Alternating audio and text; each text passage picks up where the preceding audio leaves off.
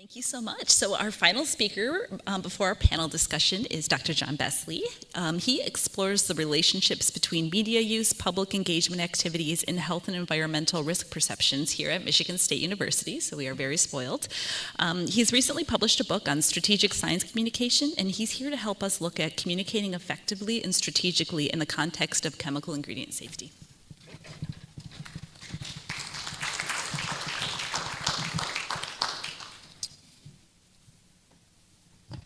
All right, so thank you very much. I appreciate the opportunity to share with you. It's going to be a little bit different. I'm going to talk to you from the perspective of a communication researcher. I particularly study trust, is what I really love to study. Last bunch of years, I've gotten involved in working with different scientific groups to think about strategy, and I got into that because I was curious why nobody was using our research on trust. And so it's really about trying to figure out how to do communication that's evidence-based and strategic. I also teach in our public relations program, and so I have the opportunity to take students to visit sort of big public relations shops, big advertising shops, and so have this sort of perspective of a little bit of the industry side. But fundamentally, I'm a communication researcher who studies trust and science. At the end of the day, and so I'm going to talk a lot about goals. I want to talk about my goal. My big goal, generally, whenever I'm doing underlying all my work, is I want people to turn to scientists, turn to experts when they're making decisions. That's my sort of vision, broad goal. Specific goals for today, really what I want you to, I'm going to really focus on this idea of goals and audience-specific behavioral goals, which is a mouthful, but I've gotten away from just saying goals because often when I say that, people will interpret that the way they mean, and I really mean audience-specific and behavioral goals, and I'll keep pushing that. And of course, whenever I'm doing a talk, and I'll bring this back up too, is I'm always trying to figure out how to do better research, to do research that's more useful, to talk about my research in more useful ways, so I'm also trying to figure that out as we go. I am not, I should say, my job isn't to make communication fun and easy. It's just not. I sometimes joke my job is to make research communication challenging, and we heard the word nuanced, and we were talking about the word nuanced. Communication, when you do it really well, is we can do it as a social science, and that's where the perspective I'm coming from. And really, we can think about this as like, there's sort of two ways to think about, sometimes, I mean, there's lots of ways, but I'll talk about two ways. One, there's a version of science communication where we try to communicate clearly and compellingly, give people a good experience, hope for the best. And sometimes we might say communicate science, and I don't love that phrase.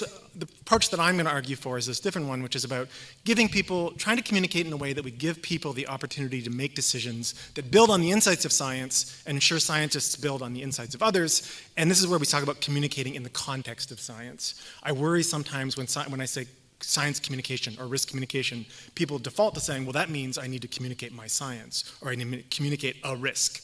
The risk is part of the game, the science is part of the game, but it's not the point. The point is, in the context of that science, or in the context of that risk, what do you want to actually happen? And that's really where we talk about this challenge of talking about goals and audience-specific behavioral goals. And so we have this, we'll sort of use this framework where we have audience-specific behavioral goals. I'll differentiate that from cognitive and affective communication objectives. Don't worry too much about that. We'll come back to that, and then we'll talk about communication tactics. And fundamentally, the conversation I have with scientists almost all the time is some version of, I'll say like, well, what do you want to accomplish from your communication? You're going to put time and energy into communication?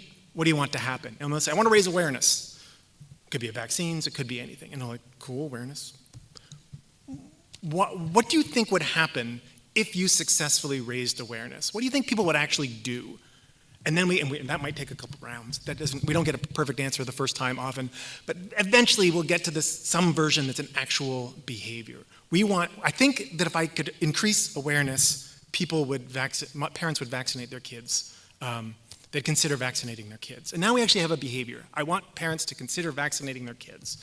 And that's the fundamental thing. And from there, now we can start thinking about, okay, awareness, I'm not sure what that is, but we get to ask the more fundamental objectives question, cognitive and affective objectives. What beliefs or feelings, cognitive, affective, do you think would make it more likely that parents would be willing to consider vaccinating their kids? And then we can actually bring evidence. So now we're not starting at the awareness and making the assumption that awareness is a solution.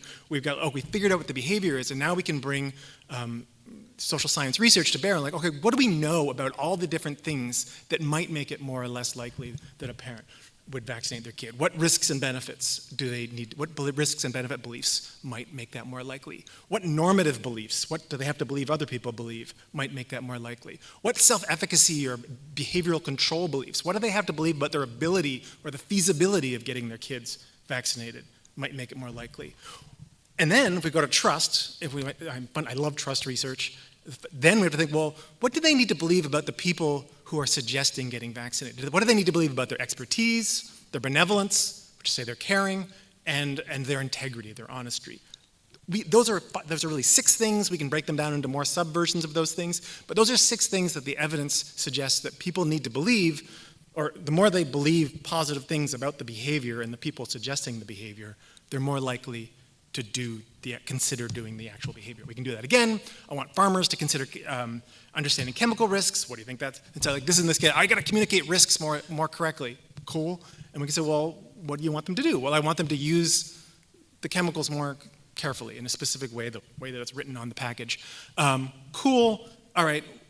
Thinking more broadly beyond just communicating risks, what do you think they need to believe about the benefits of using the chemicals appropriately? What about the norms around it? What about their ability to use the chemicals safely? What about the people who are making the suggestions about how to use it safely? Again, once we identify the behavior, we can be a lot more careful about what information we provide, and we can think more like nuanced about what are the different sort of flavors of information that we might provide. We can keep doing it. Corn syrup to parents. I want to correct this is one I hear all the time now. We're going to correct misinformation. Cool. Misinformation about what, and what do you think would happen if you successfully corrected the misinformation? And you might say, well, we corrected misinformation about risk. I would still say, well, beyond risk, what beliefs, feelings, and frames would make it more likely that people would be willing to feed their kids corn syrup? And we can think they have to believe that doing that is beneficial and normal and feasible, and that the people making the suggestion are caring, honest, and competent.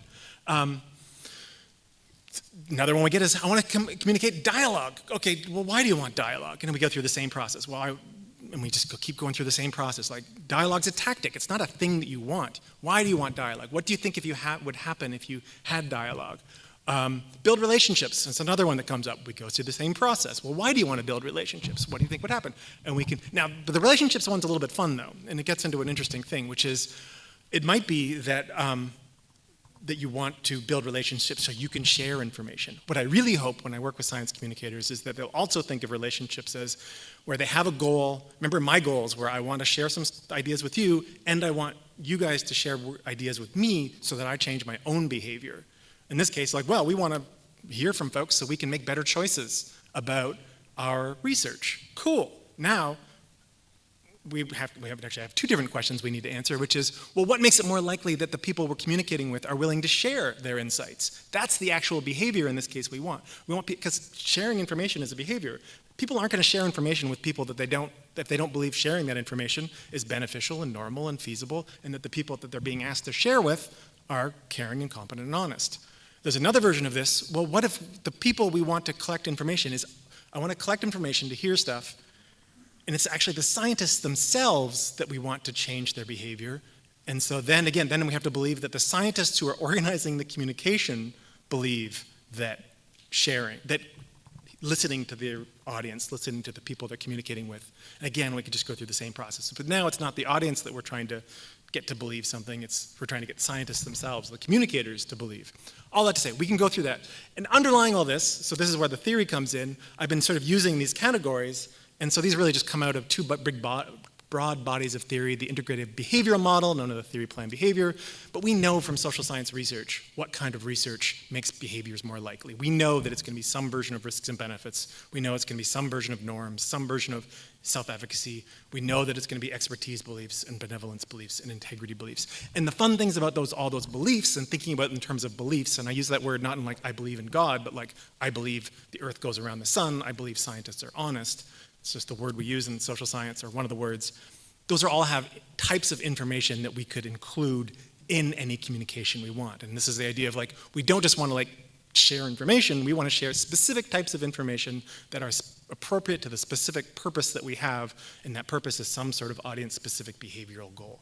And then hopefully we'll do something. And so there's some challenges in this, and one of the big challenges is When you communicate this way, we're not trying to trick people. So we sometimes talk about communication as engagement. And the way that communication as engagement works is we're trying to motivate and enable people to pay attention in such a way that they have the opportunity to form new beliefs. And that takes time, particularly evaluative beliefs, so they're beliefs that have feelings. So the earth goes around the sun, not really any feelings about it. Scientists are honest, there's feelings built into that, right? There's like, if scientists are dishonest, well, that's bad, I'm angry. Scientists are honest, that's good, there's sort of positive emotions. But this idea of we're trying to give people the opportunity to form reasonable beliefs based on this idea that they're motivated and able to engage. And so one of the things that we often hear when we talk about communication is people jump right into like talking about storytelling is great. Why is storytelling great? Well, actually, it depends on what the content of the story is, but fundamentally the thing that's cool about storytelling is that it motivates and enables people to engage, which makes it more likely that they're going to form beliefs. But we got to make sure that the stories we tell include the information that form the beliefs that we need them to form, and not just, I'm going to tell a story about how dumb people are. That's not a helpful story. Or I'm going to tell a story about all the bad risks. It turns out people don't do behaviors because they're risky necessarily, or they don't not do a behavior because they're risky. They do the behavior because they think it's more beneficial than risky. It's the benefit that drives the behavior, not the risk that. But we have to all these things, clear communication, clarity. What does clarity do? It helps people engage, it enables people to engage with us. So again, so they can form belief. But that's what we mean by engagement. Some other big challenges of being goal specific is if you really want to do strategy, you start thinking about all the goals. Like, all right, so what my real goal is, my big vision is I want policymakers to do this thing. Well, if I want policymakers to do this thing, what do I need business people to do? What do I need constituents to do? What do I need scientists to do? What do I need? And you start, in each one of those behaviors becomes its own little sub-campaign, and you have to make sure that each one of those things you're communicating and thinking about each step in the process. And so it's challenging, but it's fun, and it gives me something to do. Another big challenging of goals is the specificity of the goal. And so there are sometimes, this is like boring, all multi-purpose buttered pasta versus like a really specific pasta dish. Sometimes we have broadly want society to turn to science. Broad. It's doable, but none of you are going to do it on our own. In specific contexts, in your specific space, it might make sense to get a specific group of people to trust. And by trust, I mean the behavior of turning to you for advice, for expertise, or giving you insights. It's a specific group of people we want to engage with us on a specific topic. And that's going to be a different sort of type of communication campaign. We want young people to consider scientific careers. We want this specific group of young people to consider careers. And so we can think about goals at like lots of different levels of abstraction. The more narrow you make it, the easier it's going to be to like really think about very concrete, specific things. The bigger you make it, the more expensive it gets, and the harder it's going to be to sort of think through the bigger process. Another big challenge we have is you're going to get into, I want to be strategic, but we have a podcast. And you like somebody says, we need to do a podcast. And you have to be the jerk who says, why? Why do we want to do a podcast? And you have to say, like, well, and you have these two questions. Like, does the podcast reach the audience we care about?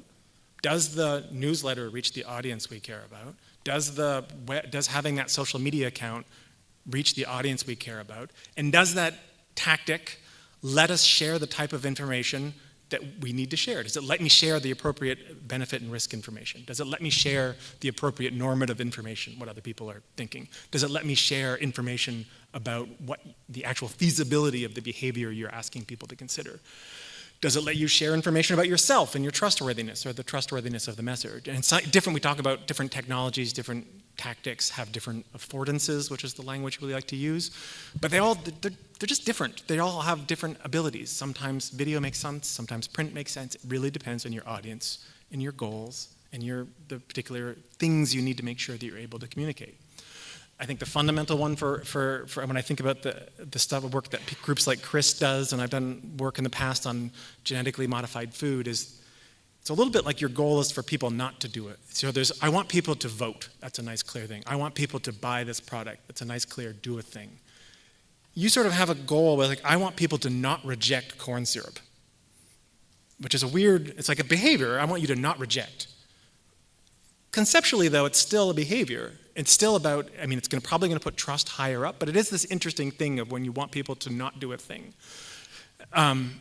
But it does, fundamentally, you still, at the end of the day, the theory still goes back to where we started, which is if you want people to to think about things other than when they make choices about what cereal to eat, and you want them to focus on the things you want them to focus on. And so you get the thing. I got to communicate the benefits of choosing this and and the risks of not choosing that. I have to choose it's normal, efficacy, trustworthiness, beliefs. That's what we got. That's what we have available to us. Fundamentally, that's the thing about it is the thing about why those things come from theory is that social scientists have spent a lot of time thinking about what drives behavior, whether it's behaviors like regular behaviors or trust-related behaviors.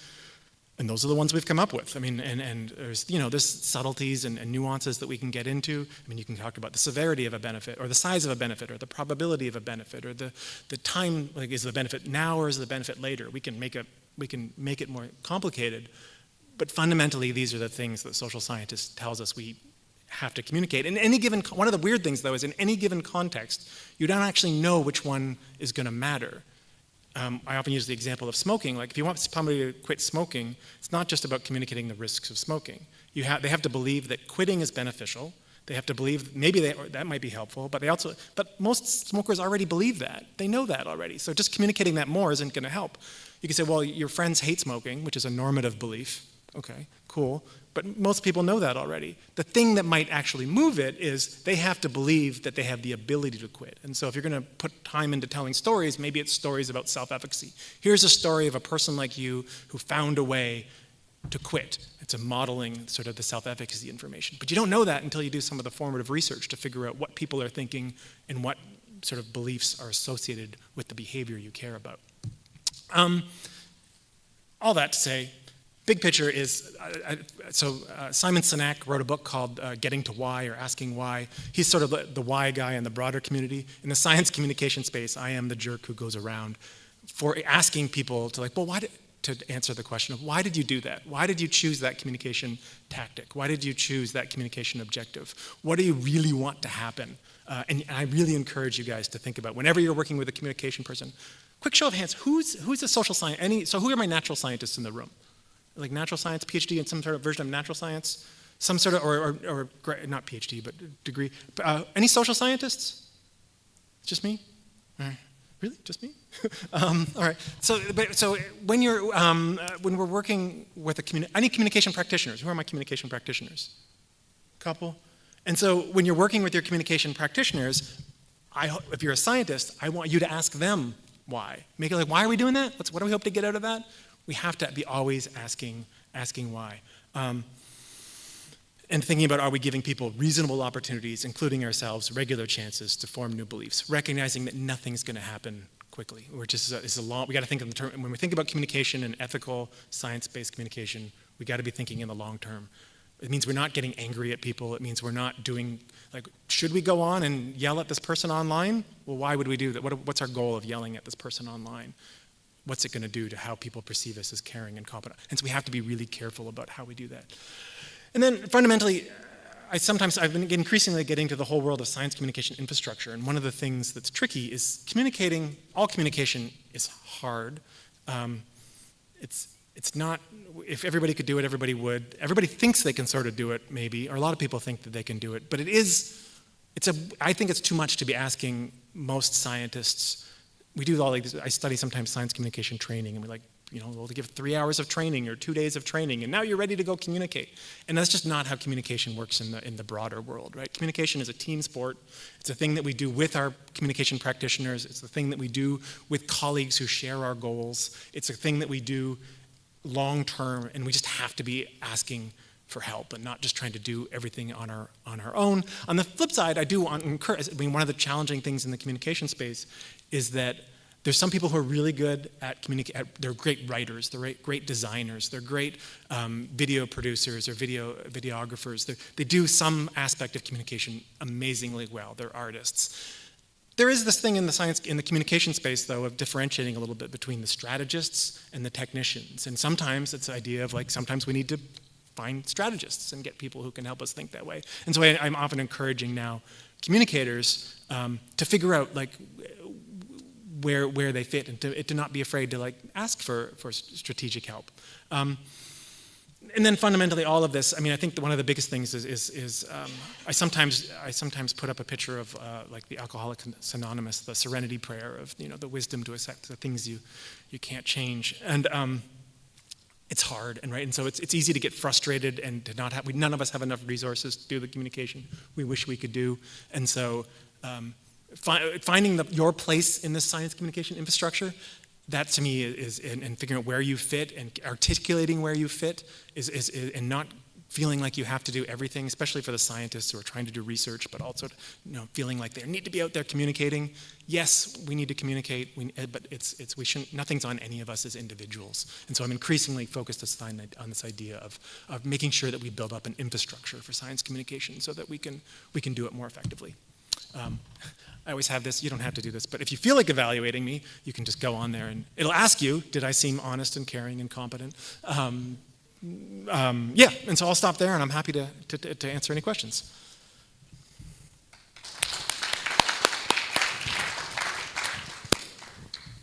All right, any clarifying questions for John?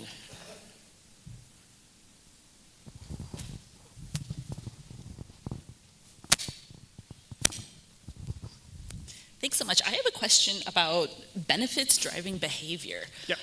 That is really fascinating to me because sometimes we're not allowed to talk about benefits depending on the organization. So do you have any other kind of thoughts on sharing benefits and how best to do that? Yeah, I mean, so this is an interesting thing. So we had this debate at I used to be the associate editor for risk communication for the journal Risk Analysis, and the Society for Risk Analysis and the journal Risk Analysis. And we just had this session at the last conference where we really talked about this. We call it risk communication, but fundamentally, people don't do a behavior because it's risky, because it's not risky. They do a behavior because it's a benefit. And so, yeah, but that goes back to that once you figure it, it's really hard to communicate benefits if you don't have a behavior, right? Because it has to be like, what's the benefit? Because then it doesn't make any sense. You need a behavior for there to be a benefit. If you're just focused on does this thing cause cancer, that's just communicating the risks. And I can communicate the risks very clearly, but most people wouldn't know what to do with that.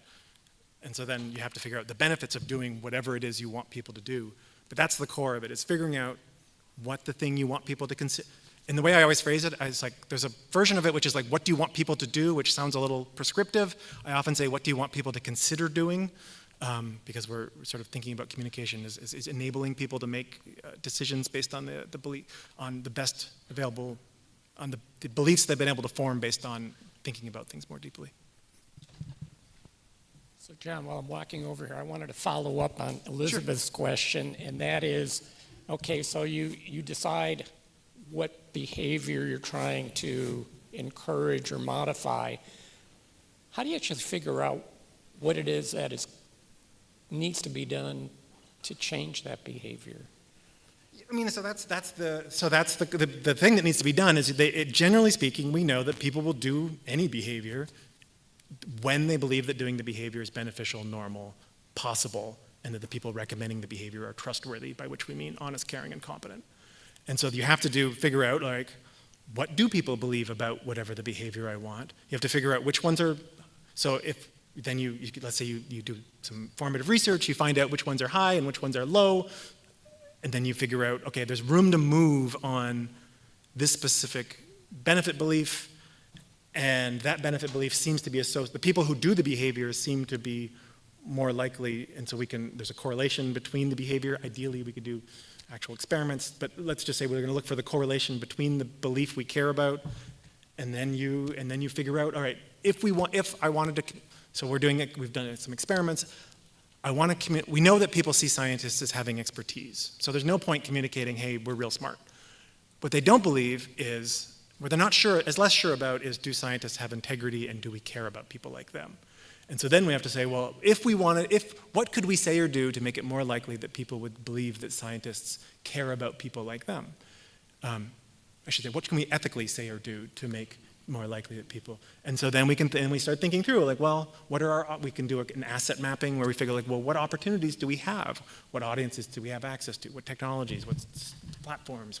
And we just work through the strategy of, like, the core is that once you have the behavior, now we can sort of do the whole walk back into the strategy. One of the fun things we've looked at across scientific organizations, almost no scientific organizations have strategies that start with goals, behavioral goals. It just doesn't seem to exist.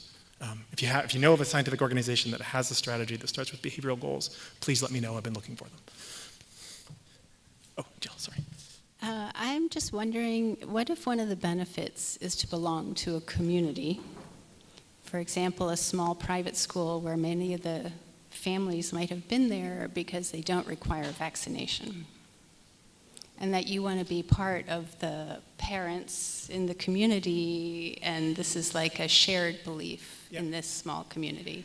And that can be a benefit, is to fit in and to do what you're... Yeah, absolutely. I mean, if you're so this is an interesting case. I mean, this actually happens, the climate change is the more well-documented example of this, right? Where it's rational to share the beliefs of your colleagues rather than, let's say, the scientific beliefs, because if you believe the scientific things, you're going to be ostracized from your colleagues or from your neighbors.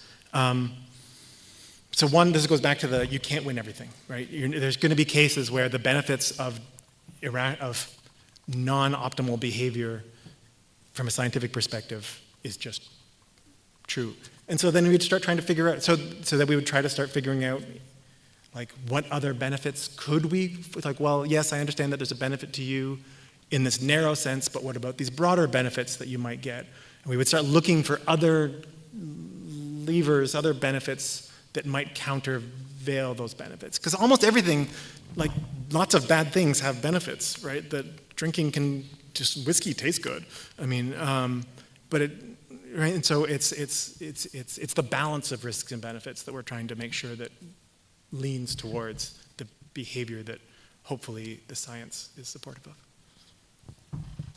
So first, fascinating talk, and thank you.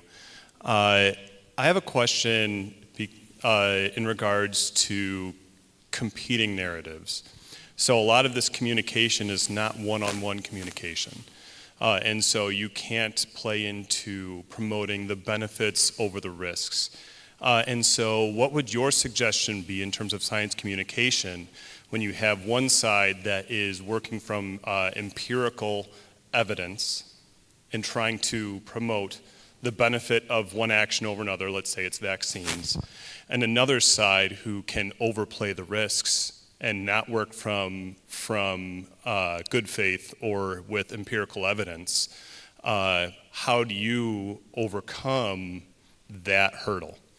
So I think, this is part of the long game argument, right? In the short, so one of the things it's always challenging, I think, for the scientific community is, so in election contexts, you can just like flame your enemy, flame your opponent, and you might win plurality of the votes in the short term. From the scientific perspective, we need people to turn to science now and forever, right? And so we have to be really careful about not burning bridges for short-term gains. And we also have to recognize that almost all of the communication happens in a competitive environment. But this again goes back to, like, we can only do the things we can do, right? And so the things we can do are share what we, as the scientific community, believe is beneficial and normal. We can't do the other thing. Now, we can do it more. We can, so right now, I mean, there's volume. We could, if the scientific community decided to put more resources into communication, we could compete a little bit better on volume. We could also avoid shooting ourselves in the foot by being jerks in response. We could, one of the things, again, this goes back to, we could be more organized and strategic, right? So in terms of one of the things that happens in the scientific community is people sort of self-identify and decide that they are now communicating on behalf of science. Versus, what if we were picking our most compelling and our most awesome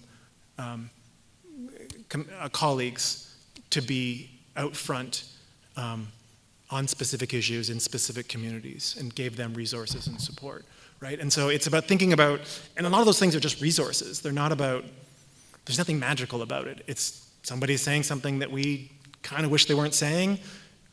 We we're not going to turn to the dark arts. That's not going to help us in the long term. Maybe it's fun in the short term and satisfying, but it's resources. It's being more strategic. But over the long term, the scientific community needs to be the voice of calm, cool, collected, which is to say, caring, competent, honest. We just have to make sure that we have to communicate that we're that, and we have to be that so that we're able to communicate that ethically. All right, we're going to take a 10-minute break so we can set up some chairs on the stage for a panel discussion. So if you want to take a 10-minute break and walk around, and we'll reconvene about 10 after.